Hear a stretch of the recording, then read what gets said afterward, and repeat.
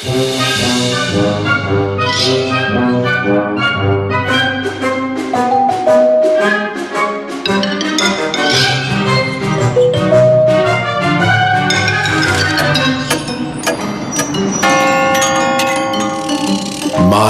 strašne priče.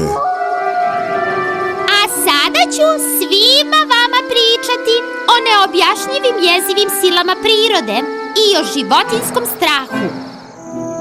Jednom je živela jedna veoma fina žirafa u selu. Njegovo ime je bilo Markus. Dok je još bio mali, sve je bilo u redu.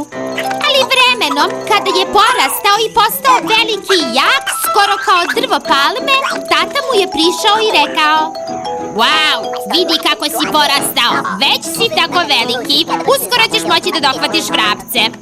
Markus je pogledao gore i pitao se gde su vrapci, a onda je pogledao dole. O, od toga se stvarno zavrti u glavi. Vidi koliko sam visoko. Nisam na to obraćao pažnju do sada. Na zemlji bubice su trčale kao male bakterije, a ja ih uopšte nisam video. O, mama, nešto mi nije u redu sa stomakom. O, nebesa mi. Izgubio je dah, a noge su mu klecale. Srce mu je sišlo u stomak. Ili je skliznulo u levo kopito i jedva je kucalo. Čak su i šare na žirafi delovale sve bleđe i bleđe. I takođe su pratile njegovo srce. Neka mi neko pomogne. Pa, generalno, Markus se plašio visine, pa je pognuo glavu bliže zemlji i počeo tako da hoda. Ne kao žirafa, već iskrivljenih nogu. Kada su nojevi videli ovu čudnu životinju, uplašili su se i gurnuli su glave u pesak. Hrčci su se smejali.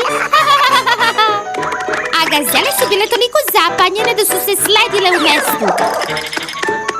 Markus se navikao na hodanje sa glavom toliko pognutom da je skoro udarala u zemlju.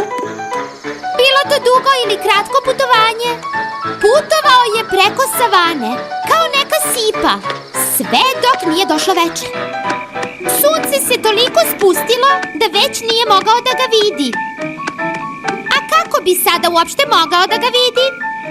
Trava je bila toliko visoka da se Markus plašio da podigne vrat, a njegovi otac i majka nisu bili u blizini. Zdravo! Tišina! Mamice! Bilo je tako tiho. Tatice! Ni zvuk. O, šta da radim?